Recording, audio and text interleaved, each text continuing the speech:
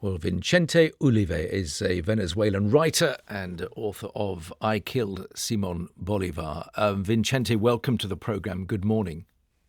Thanks for having me. I wonder how you reflect on the events in Venezuela of the last week.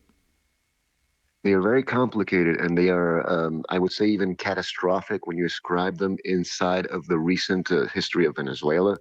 During the beginnings of this century, we started having this discourse according to which the United States were not interventionist anymore, and they had moved away from these whole, like Condor Plan in Chile and these kind of interventions that they used to have in our continent.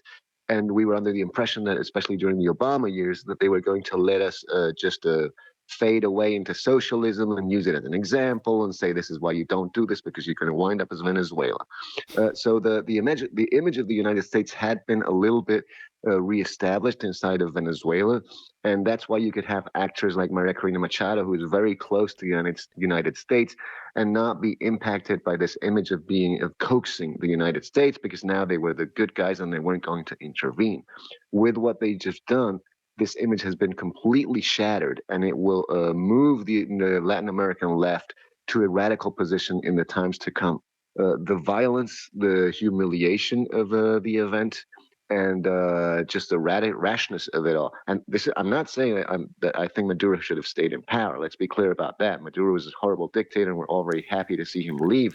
But the way in which this was done is going to create a lasting image on the psyche of the Latin American left that will probably radicalize the movement, and it's going to be very difficult for us to bring them in towards a democracy, if you will. Yeah, I wanted to pick you up on that point, the sort of the Latin American left. So you're broadening it way beyond Venezuela, which clearly makes sense when you already hear references to countries like Cuba and Colombia in this context. But this notion of radicalizing the Latin American left and how that might look, what are you thinking on that at the moment? I'm thinking I come from a long tradition of leftist activism in Latin America. I still consider myself to be a little bit on the left. So when I grew up, I was steeped deep in these stories of how the United States had trampled us, and the whole Eduardo Galeano kind of ideas, and the poor little Allende getting shot by the United States, and Arbenz getting hit, and this and the other thing. And the images were very strong. Of course, then you grow up and then you make up your own political mind, and you may move away from that, hopefully.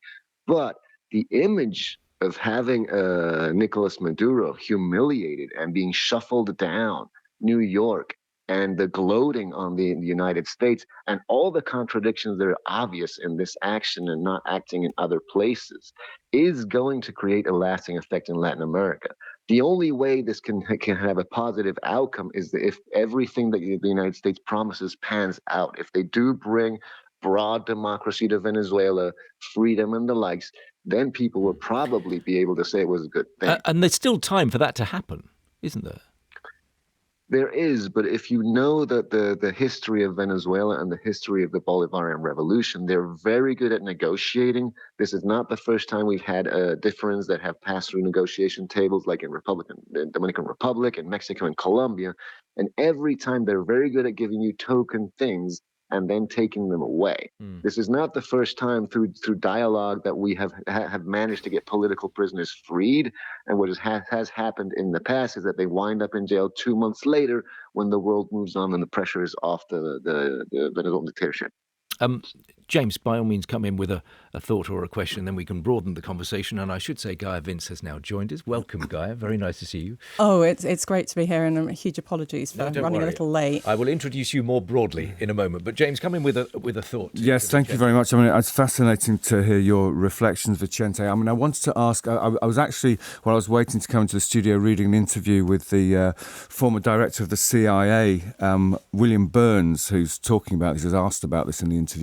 And he says of the recent events in Venezuela of the United States, he says, our record on regime change is not exactly pristine. Now, I wonder how it sort of feels. I mean, because obviously comparisons have been drawn with Iraq.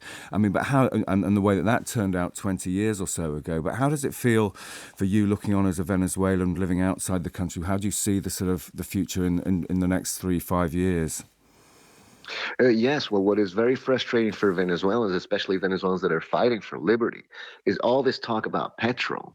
The United States seems fixated on the petrol issue, which maybe obviously is very important for them, but we don't see a lot being done on the on other issues that would move forward the events in Venezuela. The amount of political prisoners that have been freed until today is less than 1% of the political prisoners that we have in Venezuela. It's nothing. And there are political prisoners that are appearing that we didn't even know about, who are people who had been disappeared, who are now appearing, and they're being counted too. So that on the one hand. On the second hand, we don't see any kind of reform of the Chavista system, which is an institutionalized form of oppression and repression that works in a very specific way with clans that are attached to the government.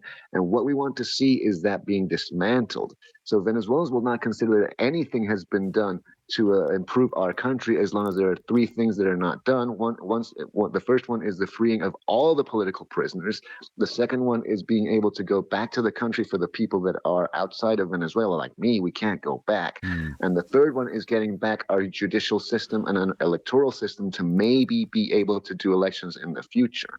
None of this is being done by the United States, and there does not seem to be a plan to install these kind of changes for the Venezuelan people. On that dismantling point, where are you on the various senior figures who are still very much in place at the top of the Venezuelan government? Obviously, Delcy Rodriguez has now been sworn in as president following Nicolas Maduro's capture. There are other senior figures within that cabinet who are not apparently on the same page necessarily as she is. How do you see that playing out? Well, the choice of Delcy Rodriguez was baffling for anybody with even a cursory knowledge of Venezuelan politics. Delcy Rodriguez and her brother Jorge Rodriguez represent one of the most radical factions of the Latin American left. In the 60s, her father was tortured by the police at the time that was in lieu with the Americans, and it created a huge trauma for her family. She represents the Liga Socialista, which is a splinter faction from the Havana movement, which was to the left of the URSS.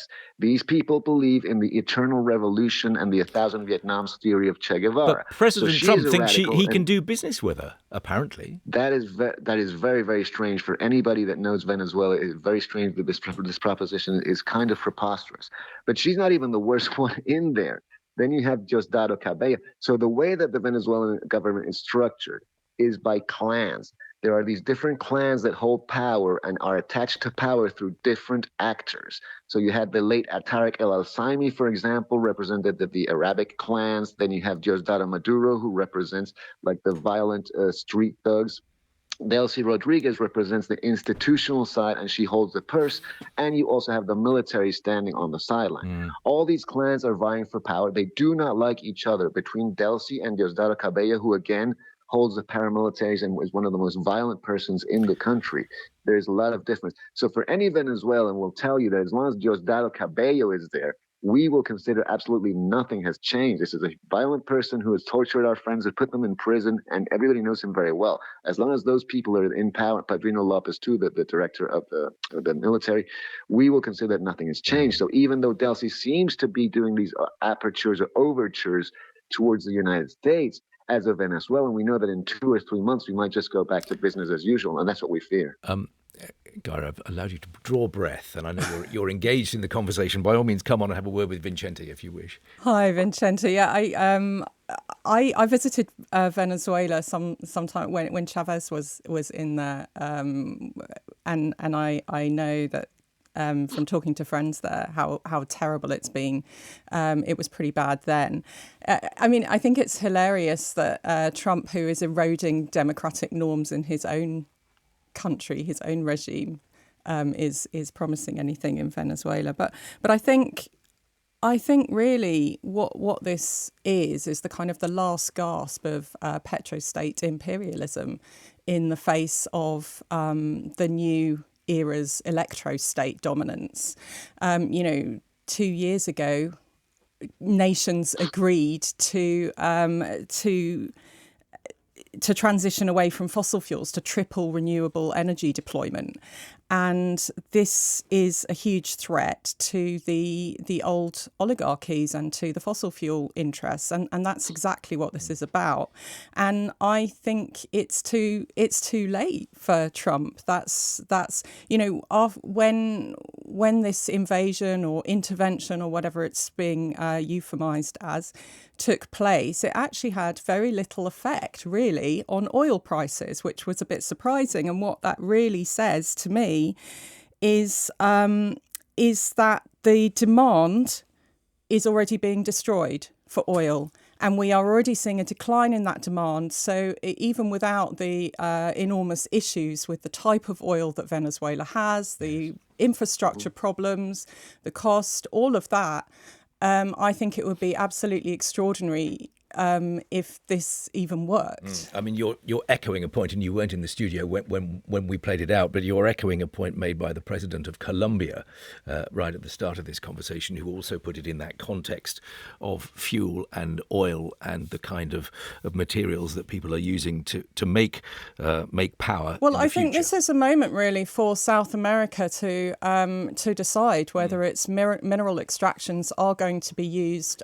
for the fossil fuel and military, or whether it is going to further the electric revolution, which is taking place globally and which is the future. Vincente, come back on that if you wish. Yes, the petropolitics, the geopolitics of petrol are very complicated. And sometimes I get the impression that people that don't know Venezuela very well are pitting it as the United States that's going to come and take Venezuelan petrol, whatever that means. Venezuelan petrol is currently in the hands of the Chinese and the Russians. So it's not really Venezuelan per se.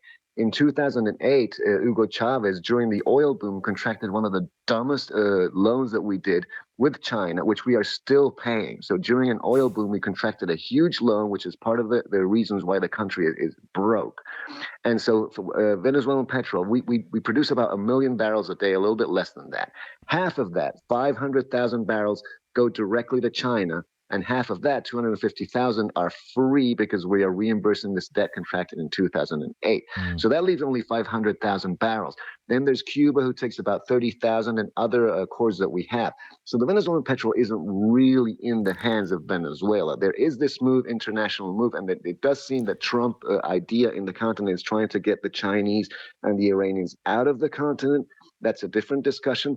But what seems to be happening here, and to tie back to the question before, what I think will happen is that they may create these states of exception, like a DNZ zone, where the Americans are there and they can exploit all the petrol, and the rest of the country will just be left to its devices, and Delcy will be able to do whatever she wants and oppress us as much as she wants, as long as she gives the Americans the petrol and she keeps these cosmetic kind of freeing of prisoners from time to time.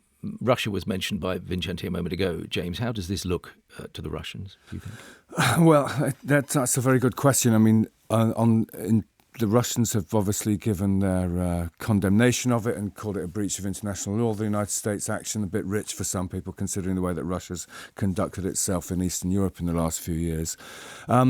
But there's another school of thought, and there've been rumours about this, that it is actually part of a sort of tacit deal that Putin is in effect saying to the White House, well, look, okay, well, that's your part of the world.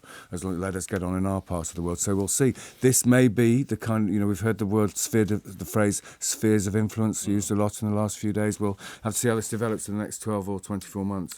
Vincente, thank you so much for coming on the programme.